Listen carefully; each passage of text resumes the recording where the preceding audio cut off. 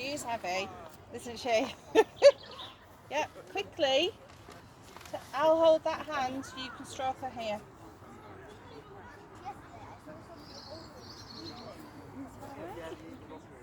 Yeah? She's our European eagle owl. Okay, she's called Henrietta and she's 22. Alright? We're hopeful she might live another 20 years. Okay, but we'll see.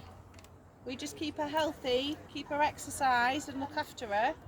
Yeah, and she might live another 22 years. Yeah. You're a good girl, aren't you? So how far do you think she can turn her neck? All the way back? Not quite. 270 degrees one way and 270 the other. It's because she's got more vertebrae in her neck than we have. Can you turn it here? We'll take a picture. So just stand over here. Just walk all around. You walk there. You're fine. You're fine. You're fine. I've got you. I've got you. I've got you. Right. You let go. She's a pretty cool. I'll take a picture.